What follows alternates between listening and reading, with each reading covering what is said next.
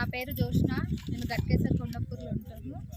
ఇక్కడ మాకు ఎన్గట్ల రాళ్ళు కొట్టేటప్పుడు మా మామూలు వాళ్ళకి ఇచ్చిర్రు. 9 సంవత్సరాల నుంచి గుడిసెలు వేసుకొని ఉన్నాము. ఒక 6-7 నెలల కింద రేకుల రూమ్ లాగా వేసుకున్నాము. నార్మల్గా గోడలు కట్టుకున్నాము.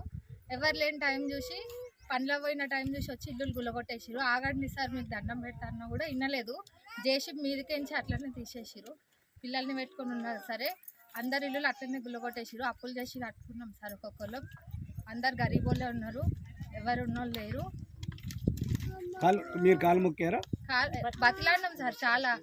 జేసీబీ కూడా నా మీదకించి ఇట్లా కాళ్ళకించి మట్టి ఇట్లా తీసిరు. అడ్డం పడ్డా కూడా ఆగలేరు.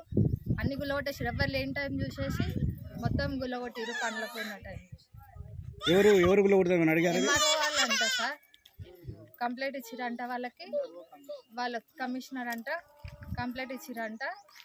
ఇన్ని రోజులు లేని ఇప్పుడు ఎందుకు వచ్చి గుల్లగొట్టారు సార్ అంటే, మీకు ఎవరు రైట్స్ ఇచ్చిరు ఇట్లా కట్టుకోవడానికి అని అన్నారు.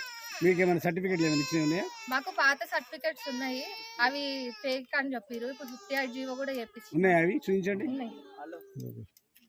ఇవ్వండి సార్, ఇవ్వండి. మా ఆధార్ కార్డులు, ఓటర్ ఐడి అన్ని ఇట్టే ఉన్నాయి సార్.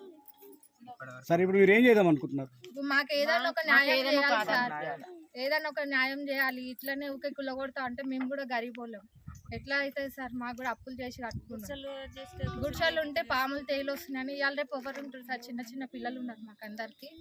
మీరే ఏదో ఒక న్యాయం చేయాలి. ఎవరైనా మీరు పోలీస్ స్టేషన్ కంప్లైంట్ ఇచ్చారా? ఇంకా ఏమి ఇవ్వలేదు. కాంగ్రెస్ ప్రభుత్వం ఏమని చేస్తుందని ఆశిస్తుంది.